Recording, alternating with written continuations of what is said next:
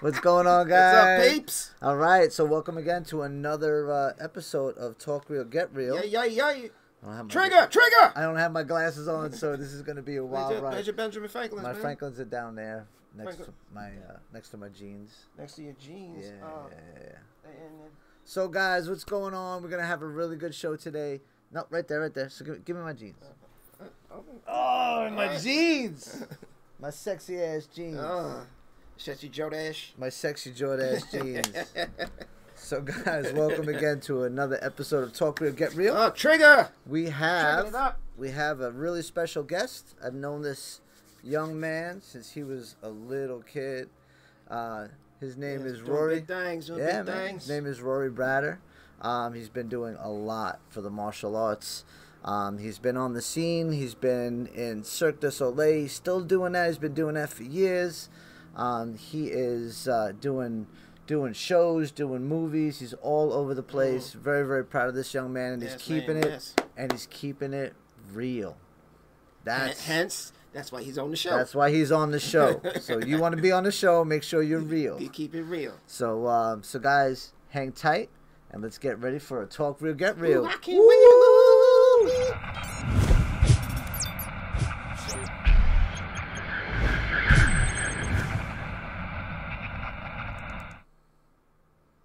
Hey. I'm getting better at it, right? Yeah, I know. I'm not cueing it well enough yet, but I'm getting there. So, yeah, we have a very special guest today. So, before we do anything... we got to pay some bills. We got to pay some bills. So, I'm going to do this one guy once. And then he's got the boot. And then if he decides he wants to pay, he can pay. So, this is his last... So it's kind of like This is his last sponsor. His last free sponsor on me. It's kind of like that free trials. Yeah, so No Limits, Arts and Gifts. Yes. Gonna give it up to this man. No Limits, he hooked us up with our friendship banners that everybody's doing. Sexy ass friendship flags. It is sexy ass banner that everybody's doing now. I don't know who developed this whole friendship banner thing. It's all custom. But now it's I don't know. It's starting to be more mainstream. It's way more mainstream. Everybody's got a friendship flag. Yeah. Somebody fought, and they got a friendship flag. Yeah, man. So this guy does really good work. So I got to give my props to this man. We're going to be doing flags next. We're going to get the triangle flags for the big flag. Yeah, for the drums and stuff like that. Like Zong Shurken got? Yeah. So definitely. It was definitely hot, so we're definitely going to be a part of that. Yeah. Next is the 5th annual, August 3rd, 2019. It's going to be Masters Unite. There's 11 instructors that are going to be there. It's going to be a badass training event. We're going to be having, there's going to be another training event that I'm going to be putting on next week. We're not ready yet. We're not ready yet, but I'm gonna put it up for next Tuesday. Gonna like this one. Yeah, man. You're gonna like this one. So I'm gonna be putting it up next week, and I should have my teaser trailer and everything else ready for it. So we'll be blasting that up as well. But I'll make it then do it. But Masters Unite 5th anniversary. Make sure that you guys are here to be a part of that. You know, if you guys have any questions, call up Shihan Andrew. Again, Masters Unite. Shihan Andrew is going to be the host of this. August 3rd, 2019. Set your dates, set your clocks, be ready, and get your butt over there. That's right. Yep, it's going to be a great show. We do want to say a big thank you to the man who's got us all hooked up here. Existence Plus. Yes. This is the magazine. This is a physical magazine. And oh look! Who that in there? Oh look! Who that in there? Look who's in there? Oh, that's us. So if you guys get a chance, it is a digital magazine. And definitely. I have the link for the website. So you want to get the trigger on all day, every day. They got new videos that pop up, and the most current videos are popping up. Oh, okay, that's cool. So I'll put that. I'll showcase that site and get the link for you. Showcase. So showcase it. We're not doing this guy either because he didn't pay his bill. He didn't pay his bill.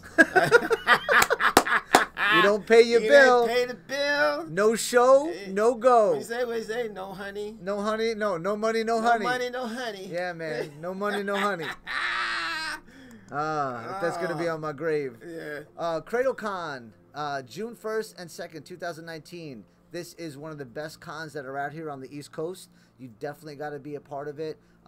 Get your geek on, get your fan on. Come on down. Get your geek on. Get your geek on.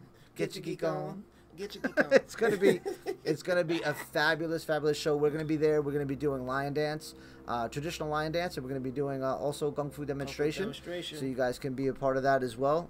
And it's very interactive. So you guys are gonna love it. Again, Seamus is a great. I guess what would you call him?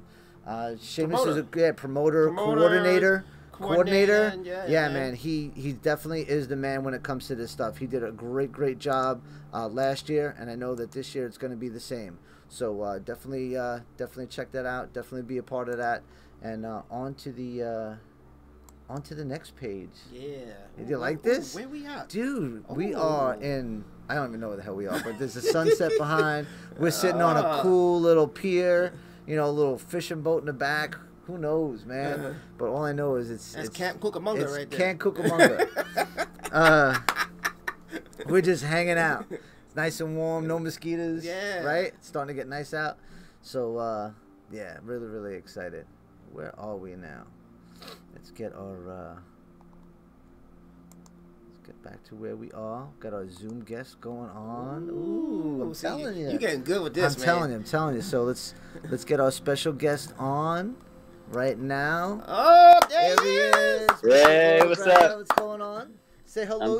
I'm good. To your public. If you can, try to get a little. I don't know how much closer you could get because you're really close. Is that good? Yeah, man, you good. I just want to make sure that the volume is nice and clear. If anybody is out there and you don't hear what's going on, definitely let me know or let Shifu know. Oh, everything should be sweet. Everything should be sweet. Everything should be sweet. It should be awesome. sweet. It should be. All right, so. All right, you go ahead. You started. I'm gonna start off. Kick it off, man. Because I've known him since he was a little kid. Yes. So I got first dibs. So Rory, I haven't seen you since God knows how long. Since the last time we were talking about this, we were in Ronkonkoma. It was probably 2000, 2002. And we were doing a demonstration on the concrete, of course. And we were doing a Kung Fu demonstration. You were doing a martial art demonstration. And it was for, I think it was like Ronkonkoma Day or something like that. Yeah, I believe so. I think it was Ronkonkoma Day. Yeah, something like that, right? And we had a really good time. That was the last time I saw you, and then you were off to Las Vegas. So tell us a little bit about who you are, what you've been doing. Background, everything. Give okay. Give the we got some time. Give the dates. Yeah, I mean, it's pretty in-depth. I started martial arts at a really young age. I believe I was like 4 or 5 years old. I started because of the Teenage Mutant Ninja Turtles. I actually, my first martial arts school was actually with you, Shifu Gregg, and that was at Moses Orocho School. Yeah. And I started competing locally in New York City tournaments. From there, I got picked up by a national team. I started competing on a national level with Team Karate International. At the same time, I was actually studying wushu, so I was competing on the USA WKF. He's been everywhere, man. Damn. As well, I ended up making the U.S. National Wushu team right when they were thinking about going to the Olympics. So I actually made the A team. And then wushu never got accepted as a sport. So I graduated high school early, and I was competing somewhere. I think I was competing in California. And there was an audition for Cirque du Soleil in Las Vegas. I ended up going to it with the guy I was training with at the time, and we both got picked up. So I graduated early. I went straight to Montreal from graduation and started my full-time job as a full-time acrobat for Cirque du Soleil. Good for you, bro. Good for you. So yeah, I mean, since then, I've been able to do a lot. So. I did the show Ka. I was part of creation for Ka, original cast member for Ka, which is still here in Las Vegas. We just signed another 5-year lease, so we'll be there for another 5 years. We entertain about 1,800 people per show, so I get to see roughly around 4,000 people per night and perform for about 4,000 people per night. Damn. Yeah. Crazy, in the interim, right? So I actually when I started Ka, I did it for about 3 years, and then I had left to go back to New York to get into some stunt work. I was able to do some test fights for the Green Hornet movie. I was able to do. You were in that, right? Yes, I was. I wasn't. I recognized you in that, man. I thought so. I said that looks like Rory right there. Yeah, I've done like various TV shows. I've done like Power. Power's really. Most people recognize me from Power. I got shot and killed on Power. I've done Daredevil. Right. He was on the show. Yeah, I've done Daredevil. actually with another one of our colleagues, Phil Silvera. Yeah, Phil Silvera and Earl. Yeah. Good brothers. Right, yeah. So I worked with them on Daredevil. And then after that, I decided to come back to Vegas, and I was in this show, La Rev. It was a bucket list show for me. It's a water show, huge stage. It's in the round. And I've always wanted to do this show. I had to put it on my list. So I came back to Vegas to do that show. I did that show for 2.5 years. It's a phenomenal experience. I was able to actually organize and create the Red Bull Throwdown tricking tournament. I ran that for 5 years. You ran that for 5 years? Yeah, basically. So what happened with that is, with tricking, I don't know if you guys know much about tricking. I can't get my ass off the ground at the moment. Yeah, hey, the older I get, the harder it is. So I feel you. Martial arts tricking is basically a fusion of different disciplines of martial arts, breakdancing and power tumbling. And the way that you compete with that is like similar to like breakdance battles. So you got like head to head 1-on-1s, you got 2-on-2s, you got 3-on-3s, and we have contests. So basically what I was able to do was I created this event for Red Bull. And I made all the rules. I scouted all the athletes. I picked the judges. I picked the venue. I made like everything, soup to nuts. I did everything. I booked everybody's flights. I booked everybody's hotel rooms, like crazy. Branded the event, everything. And I was able to do that for 5 years and work with some of the most talented martial arts trickers in the world from all countries: France, Japan, China, Brazil, everywhere. The Netherlands. Wow. It's crazy. Wow. So then, yeah, I did the Rev for 2.5 years. I manned Red Bull for 5 years. And then now I'm back at Ka, which was my original show that I entered, upon leaving high school. And I've been able to do some good stuff over there. So I've been back here for about 2.5 years, and I'm doing some choreo for the show as well, coming up soon. And yeah, it's been quite the journey. Wow, you living the dream, man. You're living the dream. That's awesome, brother. It's awesome. I mean, like, you're absolutely right when you say that. I do get to live my dreams. There hasn't really been a goal that I've set out to do that so far that I haven't been able to kind of go full steam ahead at and really just make it an actual accomplishment. I told myself a long time ago I wanted to work for Red Bull. I told myself a long time ago I wanted to work in a big show. I told myself a long time ago I wanted to win a world championship. I was able to do that. And good for you, man. I'm so it's just good. I gotta say, I'm really proud of you. I gotta say that. I'm just really, really proud of you. A lot of people talk a lot of bullshit, and a lot of people talk a lot of I wanna, and you went out there and you did it. So, and you're still a humble, nice person. Yeah, dude. Right? So normally, like, you got people who made it and don't know what it is. They're sitting in the dark with their shades on, laying back, chilling and talking, and doing the whole Stevie Wonder. Well, I did I did that, and swaying for some reason while they're talking and stuff like that. They're too cool for school. Yeah, too cool for school. Too cool for school. Yeah, that's not in my makeup at all. I know where I came from. I know where I want to go. But yeah, I mean, we all bleed the same type of blood, and we all put our pants on the same way. And at the end of the day, man, everybody's got an equal opportunity. It's just about what you really do with it, and what you're willing to, how bad you really want it, and what you're willing to do for it. So that's what separates people, in my opinion. Yeah, man. But at the end of the day, I mean, listen, there's bigger and better out there. I got students that are next level, way better than me now. And my goal, I mean, that's as an instructor, that's what you want to see. Is you want to see your kid, surpass your level and do bigger, better things than you ever were. And like, I'm in a position now where I'm able to watch my students. It's not even about me. It's about them now for me, Yeah. So how old are you now, Rory? I'll be 34 in June. Damn. Yeah. Damn, we old. We old. Yeah. We old. 48. Cow. 48, dude. Yeah. Man. Well, you don't look 48 at all, man. 48. You guys look great. I don't know. I gotta dye my mustache. Yeah. My goatee. Man, I my shave mine fiance off because I don't feel like dyeing. My fiance keeps, oh, baby, you got another gray hair. I'm like, thanks, babe. Yeah. More to go. More to go. Oh yeah. Yeah, absolutely. I'm still jumping though. I'm still kicking. So. Yeah, I still got it. I still got some moves. You know. I'm sure you do, brother. Oh my goodness. goodness. So let's get down to the nitty gritty about. No. That's all good. About the martial arts itself. About the. Yes. Now I know about what's going on out in the East Coast out here.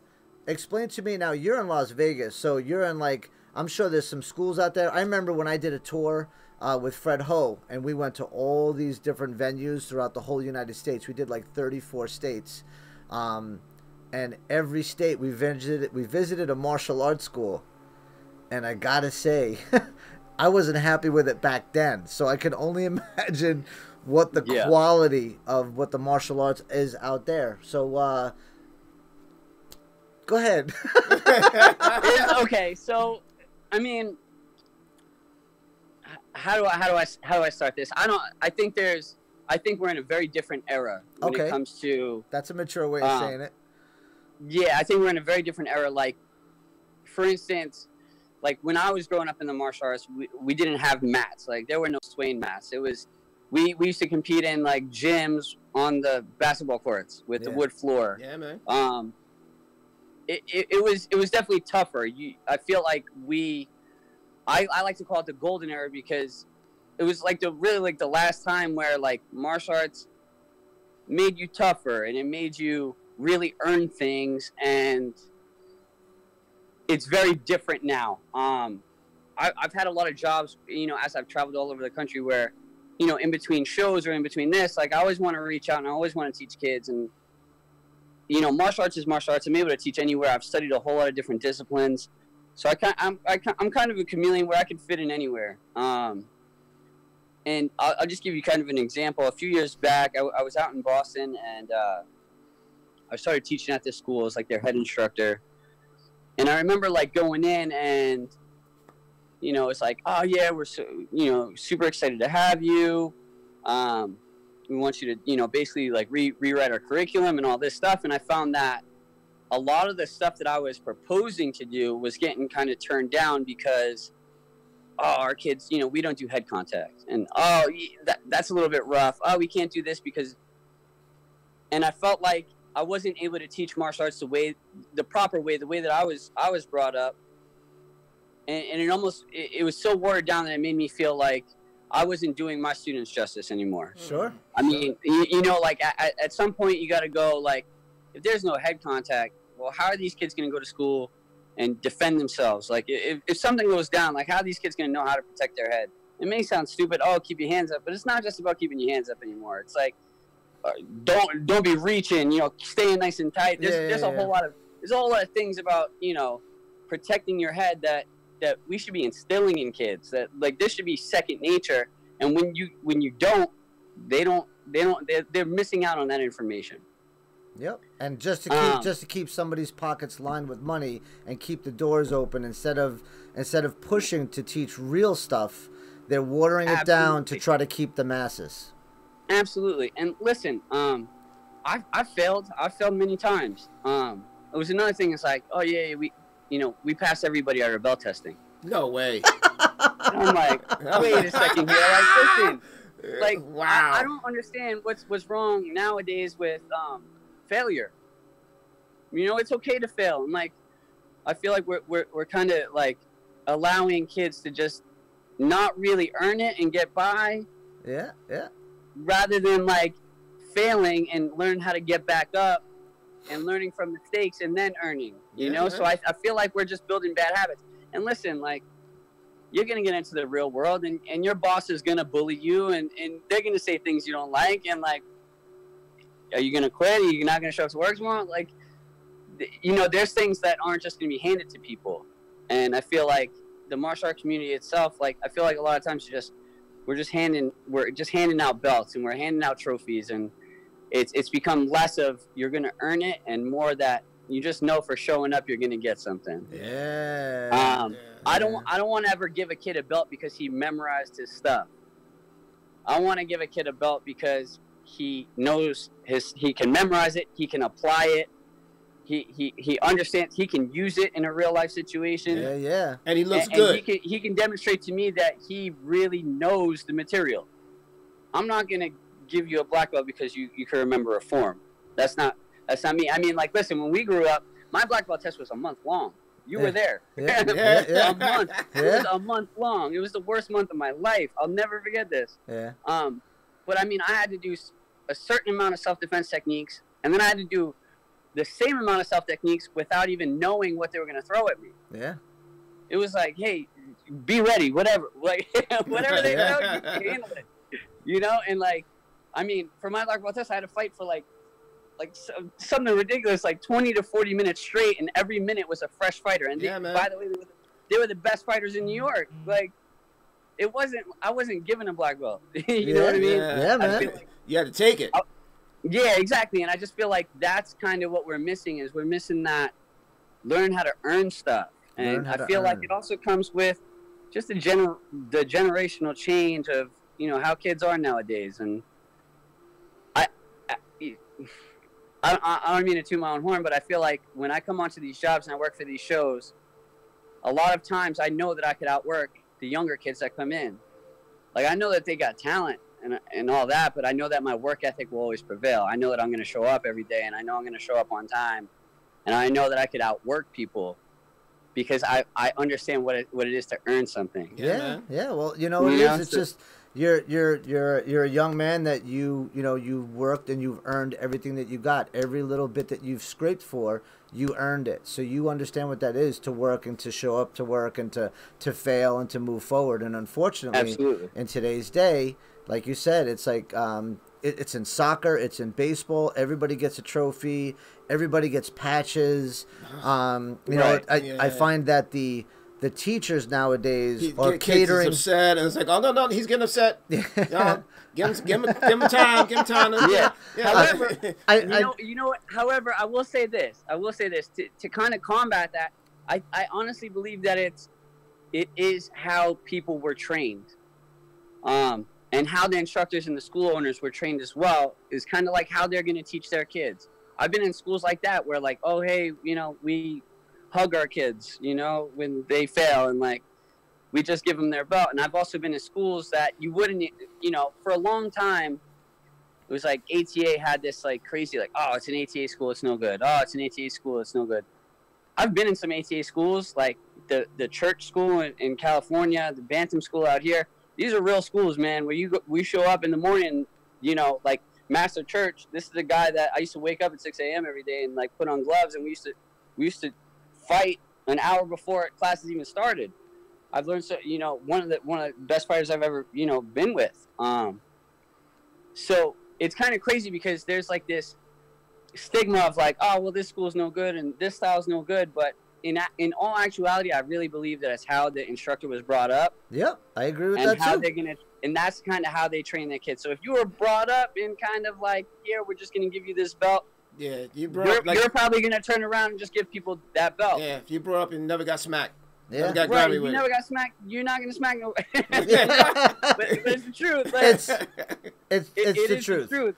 But I feel like these kids, like, I mean, I went to a tournament not too long ago, and I mean, like, just a sparring gear alone, I don't even know how they move in this stuff. Like, feet pads, shin pads, quad pads, cup, arm pads, chest pads. I know. Helmet. We did. It's like Mad Max. We did Mad Max. They look like big snowballs with shields on. Yeah, I mean, it's a lot. I think it's a little excessive. And, like, I mean, listen, you're going to get hit. When you spar, you're going to get hit. When you walk through rain, you're going to get wet. Yeah. Like, if that's not something you're okay with, this is the wrong sport for you. Yeah. Chris Colombo have had this talk so many times. It's like, how do we keep numbers up and keep it fun for kids, but also teach real martial arts? It's hard. It's hard when you think about it. It's a lot harder than people think. Because a lot of kids don't want to get hit. A lot of kids don't want to work hard. Nobody wants to get hit.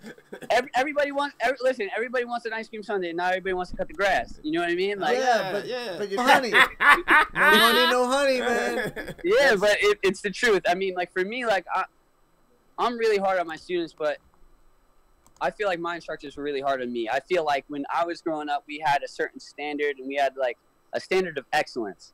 The way that, not even just how we performed on the floor, how we competed, it was about the way that we treated people. It was about using proper manners. It was about, you know, the work ethic and learning every time, win or lose. So I feel like I hold my students to that standard level of excellence. Yeah. My parents were very much like that.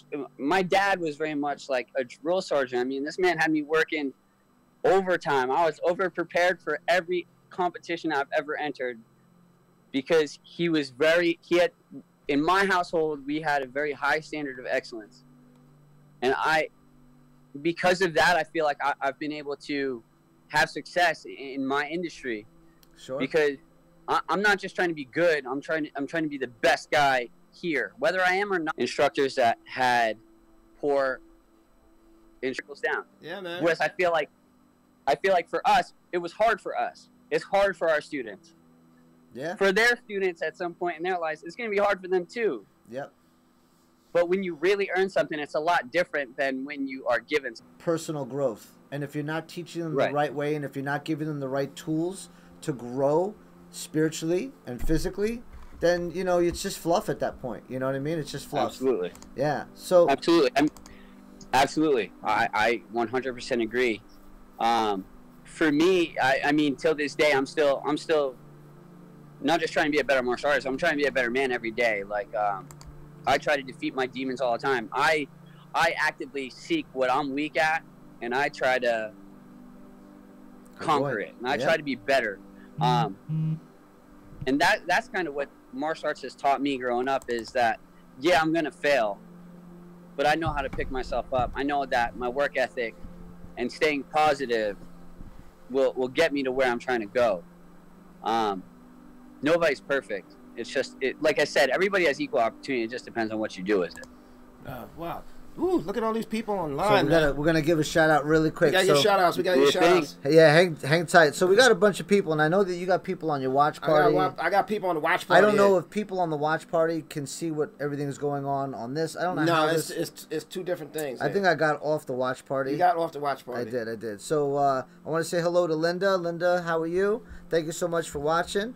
Brother Shane, Lauscher Shane down in Myrtle Beach. Get ready in May. Get ready in May. Christopher Cusamanos. Let's see what's going on. And Wendell, Shifu Wendell. What's happening, little brother? How are you? Hey, you remember Wendell, right? Yes, me and Wendell go back with Shifu Chen. We actually trained together in Manhattan with Shifu Chen. He's another one of my big brothers. Lots of respect to Wendell. He's much older than all of us, and he's still out there. Still doing it. One of the strongest men I've ever met in my life. He's a steel worker, Jamaican guy. He's fantastic human being. I'm happy he's watching. How you doing, sir? Yeah. So that's awesome. So when you get a chance after the show, definitely click on and see all the people that are watching and everything else. We have it shared on a couple of different venues besides YouTube. So definitely YouTube and Facebook. And people are always on, and people are always always leaving comments and stuff like that. So I sent it out to Shifu Raul too, so hopefully they'll jump on. They'll jump on. They might jump on a little later. A lot of people, man. Everybody's teaching class right now. Are some of the best people I've ever been around in my life. From Shifu Moses to Shifu Raul Ortiz to Master George Creighton to you guys, Lou Ferrer, Chris Colombo. I mean, the list goes on and on and on. Were some of the realest martial artists I've ever. I'm really grateful that I was able to learn martial arts in that atmosphere. Yeah, me too. I'm not saying that. Listen, I'm never gonna tell somebody, oh, don't go to that school. It's not good. I think martial arts is great for everybody. I just think that it's a different time. I'm grateful that I grew up in martial arts in the time that I did, because I feel like I learned martial arts that had a lot of integrity. Yep. I'm just glad that I'm with all of these instructors out here, all of these true masters that are out here that are still doing the work, that are in their 60s, that are in their late Absolutely. 50s that are really doing the work, and they're still holding the torch. You know, where some people that I know are in their 30s and they're already retired. They're retired now. They're not fighting. Yeah. They're retired. Yeah. What are you retired from? You know what I mean? You ain't do nothing yet. They're in their 30s and they're retired. So it's crazy. Yeah. It's crazy. Yeah. So I mean. So I heard you were talking about you got do you have a school out there? No. Okay. So actually, I had a school in Boston. I taught for this martial arts school for about a year and a half, and I hate to say this, but one day I just had enough. I just said, hey, look, it was an adult class. I said, hey, today we're gonna learn how to block our heads. And the martial arts instructor that was there wasn't even at the school, and he was at home, and I was just teaching basics, how to cover, how to throw jabs, how to throw right hands, how to parry. Remember, I finished the class, and all these adults, they were already hitting me up like, what do you mean we don't do contact to the head? How am I supposed to learn? Well, what kind of martial arts is this? We don't hit to the head, you know? So they're already asking. So for me, and I'm thinking in my head, like, you're right. Like, so finally one day I just broke down and said, you know what? We're going to do it. We'll do it safely. Phone's blowing up. So finally, the phone must have rang about 100 times in the hour. That's funny. I bowed the class out. The phone was still ringing. I answered the phone. I said, hello? What are you doing? What are you doing? I said, sir, with all due respect, I says, I quit. I says, I can no longer teach martial arts in this way. I says, I feel like you're cheating your students. I have really important knowledge. I says, so, thank you for the opportunity of letting me be here. I says, but I've got to move on. After that happened, I opened up my school, probably about 10 miles away from him. And I started my own thing. I ran my own school for about 2 years, and it was great. It was probably some of the best times of my life. It was the hardest 2 years of my life. Mm-hmm. For those of you that don't own a school, it's so hard. Yeah. It is. Preach it, brother. Preach it. Listen, everyone's like, I went to school. I could teach. I'm like, listen, listen, it's my dream to have a school one day. I'm glad that I had the opportunity to actually have that experience, but let me tell you something about a school. It's a 7-day-a-week job that doesn't pay you as much as you want. And you've got kids that are great. You've got some kids that need to be taught proper manners, and as a martial arts, that's what we teach. And we teach these young men to keeping your doors open, keeping those lights on, having people pay their bill on time. Is very, very, very difficult. You need a really good team. If I was to go back into it, I would do it with a really good team of people that I trusted. And I would never decrease the integrity of the martial arts that I teach. I'm going to teach it the way that I was taught, or I'm not going to teach it at all. But it's true. Like, and a lot of parents, like, they just think that, like, it's just magic that the rent gets paid and the lights stay on and insurance gets paid. Like, it's not like that, you know. I remember one time it was like, hey, when are the new uniforms coming in? When are you gonna pay the bill? when are you gonna pay me my money? Yeah. Right, you know. So it's like, hey, when does my kid get to go back into demo class? When you're caught up on your tuition, we can get him right back into demo, man. Yeah. So it's a lot harder than people think. For those people out there that are looking to have a martial arts school, have a team of people that you trust. Have clear communication, and everybody's got to be moving in the same direction. Yep. I've had a school for 28 years now. Almost 29 years. Yeah. That's amazing. It's still an uphill. It's still an uphill battle. I have Absolutely a great team. Yeah. I wouldn't be able to keep the school running if I didn't have the team. Still got parents that say, "Where's my stuff?" Yeah.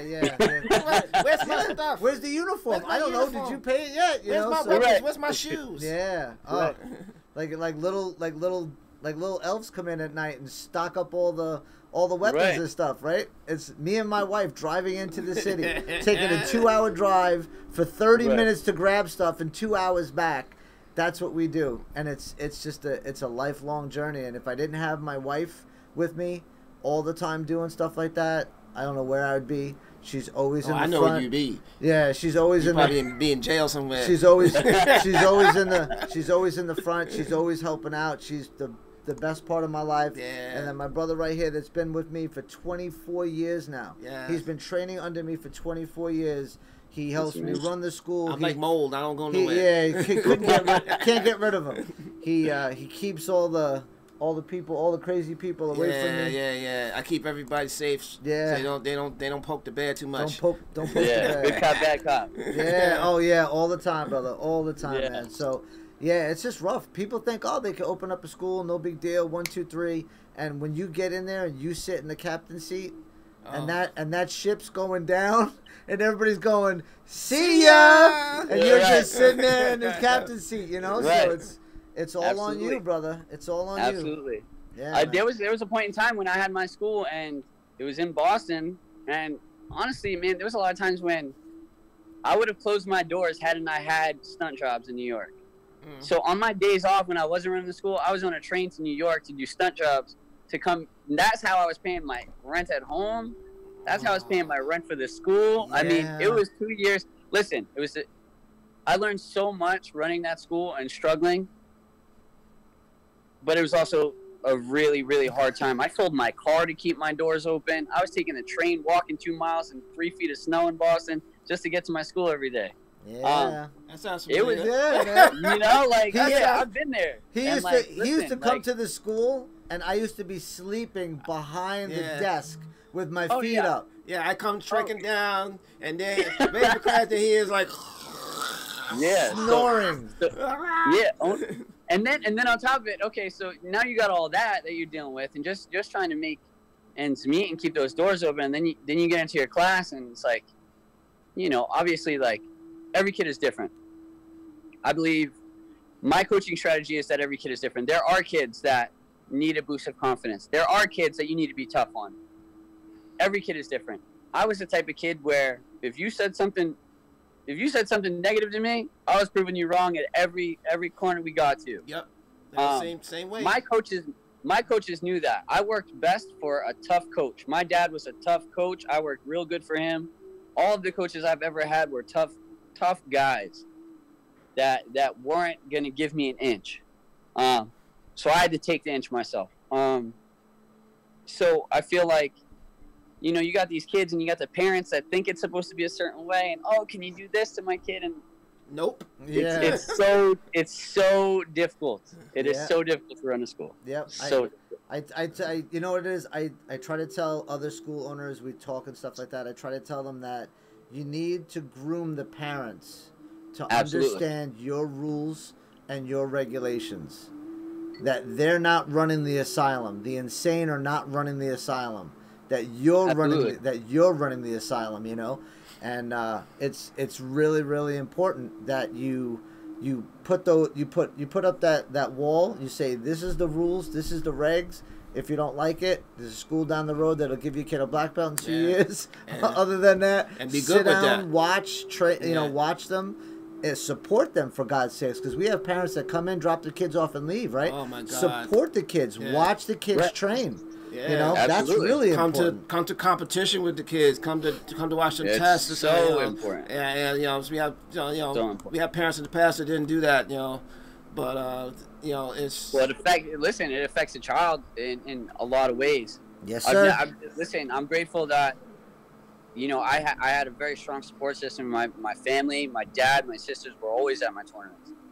If I was competing, that was family there. I mean, that was it. I always had a good support team.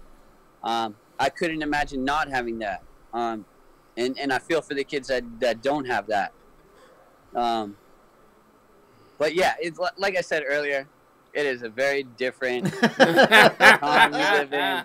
I mean, it's crazy because, you know, like, I'm blessed to be able to work all these really cool jobs, and, you know, like, obviously, like, a lot of my students' parents see this stuff and they're like, oh my God, like, my son wants to learn how to do that. And I'm like, it's hard to teach your kid that when we do stunts, we really hit the ground. Like, that's pavement. Like, like, that's not swing mats, that's not crash mats, that's real, you know? Like, what we do is real. And, like, unless you condition your body a certain way to handle that, it's unrealistic for me to tell you that you can do it without really training a certain sort of way.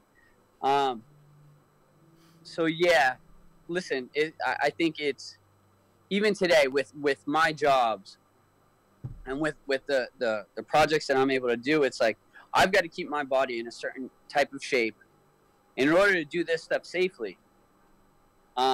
This is not like, oh my God, that's really cool, I want to try it. This is like you mess up and it can be fatal. It can be, it can be really bad. So, I mean, just conditioning myself, eating properly, making wise choices and, what I put in my body and the work that I put in is what I'll get out, Not boozing all night and hanging out. Right, not boozing all night. And the thing is like, I call my stage that we work on one of the most dangerous stages in the world. Pardon my French, but I call it a no F-up zone. Like, there's no room for error. A lot of the stuff that I do is very, very, very dangerous. And it's something that you got to be alert at all times. And you got to be conditioned in a certain way to be able to do this stuff safely. And, there's a lot of young firecrackers that come into our doors and they're ready to go and they're super talented. But just a slip of alertness for one split second could be life-changing. Yeah. And I've been there. I've been there for it, and it's not a good thing. But I feel like because of my martial arts base and growing up in martial arts and being trained the way that I was trained, I've been able to, over time, there was a lot of things I learned in martial arts that I didn't understand right away. There's a lot of things as a man that my dad would say to me that I didn't understand when he said it to me. But as I've grown into an adult, I've been able to kind of make sense out of all those lessons. There's a lot of things that make sense to me now as a 33-year-old that didn't make sense to me as a 21-year-old. I'm sure we could all say that. Yeah, without a doubt. Yep. But, as time goes on and I think about that stuff, these are all the things that I preach to my students. I've got a student that's 19 years old. I've been training him since he's 9. I've been the biggest Nazi on this boy for the longest time. And he's one of the most talented kids I've ever seen. I've never seen anybody at that skill level. And a lot of things that he needed help with had nothing to do with skill. It had everything to do with his focus and his capacity to handle things mentally and kind of clear his focus and be able to focus in on one thing. So I believe that in martial arts, you don't just train your body, you train your mind. Of course. And I also feel like that's also something that is lacking today. It's like you learn the word respect, but you don't know what respect really means. Yeah. You learn the word discipline, but they don't really know what discipline means. Yeah, no, not until you experience it. Right, So I feel like not even just physically is it different, but mentally it's a lot different. And like resolve of, there's a statistic out there. That was tough. Yeah. A statistic out there that says like most kids quit after 3 months of martial arts training. Oh yeah. Oh yeah. So what that tells me is like they weren't taught resolve. They're not finishing what they start. There's a lot of kids that quit when they become black belts. But there's no resolve. They're not really on a martial arts journey. Yeah. And these are things that I'm sure I've been into martial arts classes where they talk about respect and they talk about discipline and they talk about integrity and they just learn the definition of the word. Yeah, they're just. But there's never any like example of it, or when the kid does it in class, that's good discipline. Yeah. That's good integrity. No accountability. Accountability. Right. There's no accountability for it. And that's kind of where I feel like I try to be different than most martial arts schools that I go into. Nice. It's going to show in your students. It shows in who you are. You practice what you preach. You live by example. That's what we try to. Whoops, sorry. That's what we try to do all the time here at the school. Here is we live by example. We teach by example. It's very important for the students. How are they ever going to learn if they don't see the teachers working with them? If they don't see the teachers training with them? So it's very important. My man here is always on the floor. He's always working hard. I gotta, because you're talking about them firecrackers, man. I call them Thundercats. Yeah, they're young Thundercats. They're coming right behind you because they see me working out and they're doing the same thing. And on Friday nights we have fight night. And then I was like, oh, can I work with you, Shifu? Oh, can I work with Shifu? And I'm like, all right, I'm tired. But they coming in hard, and I gotta tune people up every Friday, because if I don't, it's like, oh yeah, you sit down, you watch us work out. I was like, hell no, hell it's no, never gonna happen. Never gonna happen. No, it's never gonna happen. You gotta retire me first before that happens. Yeah. So I gotta get on here real quick. So it's we only got 5 minutes left. So wow. Little Rory Bratter, Big Rory Bratter now. Dude, thank you so much for being on the show. I gotta say, I'm super proud of you. I know I said it the whole show, but I am really. There's a lot of people in this world that I've seen grow and leave the martial arts and everything else. Yes. And it's been a part of your life since you were a little kid. Yes. And you did many different avenues with it. And you did it great. And so super proud. You stayed true to your basics, true to your roots, true to yourself. Humble man. Yeah, man. Still teaching, still growing, stuff like that. And like you said, to have that journey and be true, that's all that is required. So you don't have to have a big school and have all these gis and things like that. If you're staying true to whatever discipline it is, that's real martial arts. And I tip my hat to you there, brother. So thank you so much for being a part of the show. I give you super props, brother. I love you. From the bottom of my heart, I love you. I miss you. Keep up the great work. Keep doing what you're doing, and we will see you soon. Well, thank you so much for having me. You guys keep up the great work too. I watch this show every week. I think it's fantastic. I see what you guys are doing. I told them all about it. In the school. I see what you guys are doing in the school, and it's really wonderful to watch. So keep up the good work as well. Thank you so much for having me. And hopefully I'll continue to make you guys proud, and I'll keep you guys up to date with all the projects I'm working on. Always, brother. Awesome, brother. Keep me in the loop. I'll talk to you soon. No, brother. Absolutely. Have a great night, guys. You too. Bye. Bye. Oh, he got off. Wow, sweet. Is that crazy? Yeah. That was awesome. Awesome. We got so many people on. It's been an amazing show. Oh, man, look at all those people, man. I'm telling you, brother, it's crazy. Crazy out there. Trigger is growing, man. Trigger is growing. I just think it's because, we got such a beautiful background here. Yeah. But we have more people that are on here right now, so I'm going to see who actually jumped on. And look, Shihan Andrew was on here. Masters Unite. Yeah, so we got him on here. Thanks for watching, Shihan. We appreciate it. Master Mark Lee. Sifu Mark Lee is on. Yeah, and you know what? You know what he does? Sifu Mark Lee he takes this and he shares it on his page all the time. So hint. We need more people doing that. We definitely need some more people doing that. And you know what? He was, when we had him on the show, he was like, "I need you.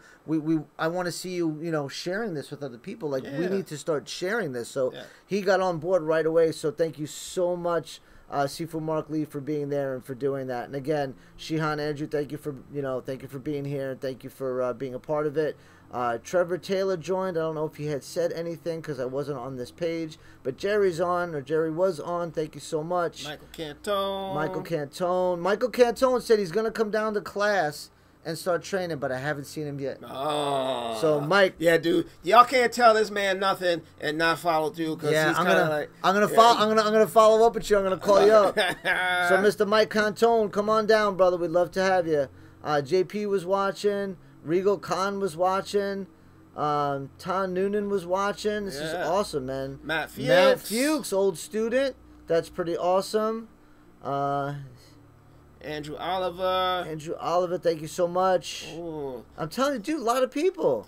And Master Fontanez. Hello, Master Fontanez. How are you? And congratulations on your grand championship fight. Oh my goodness, yeah, he whooped that ass. He whooped that ass, didn't he? He whooped that ass.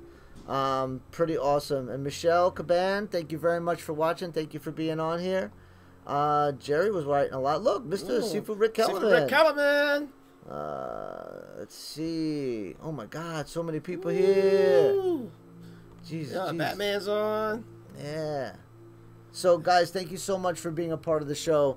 We're getting to the tail end of the show, so I want to thank you guys very much for being here, for being a part of what we are. trying to really build and grow this coalition as best we can. Yeah. So if you are a fan of the show, if you want to keep it going on, if you want to see different instructors on, do your best. And the best thing you can do is spread the word. Spread the word. Like the show. Share it to your page. Share it to different people's pages. If you have any suggestions about any of our people we can interview, different types of disciplines, it don't matter. We take everybody. Everybody, as long as they're real. Everybody. And the stipulation is you gotta be real. So it's just it doesn't take just one or two people. It takes the whole coalition to grow up to make the movement happen. So we got it started. Regal said, great stuff, guys. Gonna share. Sweet. Regal, thank you so much, Regal. man. See, that's one. That's one. That's so one. We got one follower. We need more. We need 10,000 subscribers, guys. Yes. We want to grow this coalition out. We want to spread this movement. We want to spread the message. And that's what it's about. But we can't do it without you. Yes, we definitely. You guys are important. That is for real. We cannot do it without you guys. We cannot do it without the audience. You guys are what make the show. So make the goddamn show and get us some views.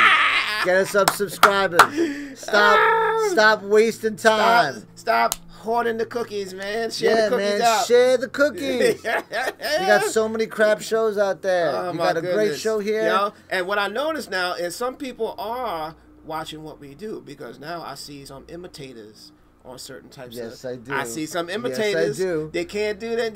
We are the originators. Oh, you can't imitate Trigger, man. Hell no. Hell no. Because when you guys get to this level, we're gonna have to step it up. That's right. We gotta step it up. And I got plenty of ideas. I'm buying a new computer. My computer finally I taxed her out.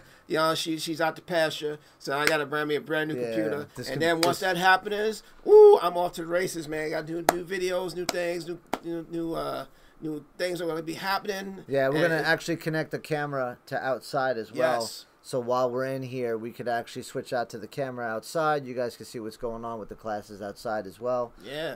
So we got a lot of stuff going on. Definitely a lot of stuff going on. Again, guys, check us out on YouTube. It's www.youtube.com/Authentic Shaolin Kung Fu. Also on Facebook, www.facebook.com/Authentic Shaolin Kung Fu. Instagram, www.instagram.com/Shaolin Lohan, not Lindsay Lohan, but Shaolin Lohan. Check us out. Hey, look, Zongshur just. Oh, Zongshur, how are you?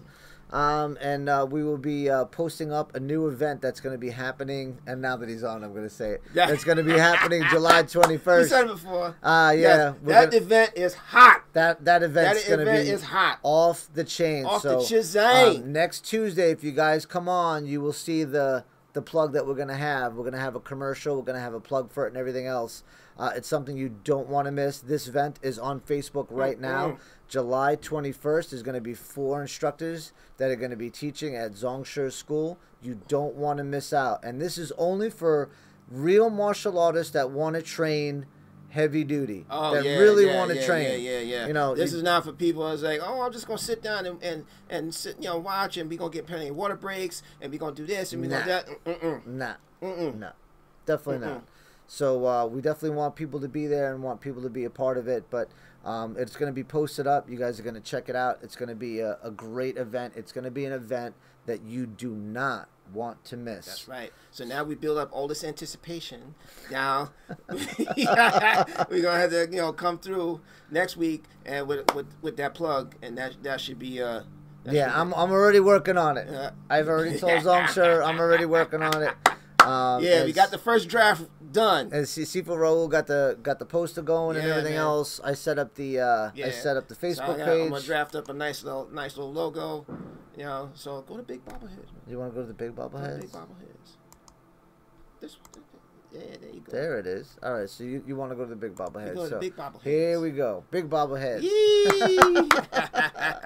So, guys, thank you so much for everything. Thank you for being a part of the show. Again, guys, without you guys here, without you guys watching every Tuesday, we would just be talking to nobody. Well, yeah. Well, and it would be an absolute waste. Yeah. But you guys are here. You guys are listening. You guys are part of the show. And you guys are. There's so much feedback going on.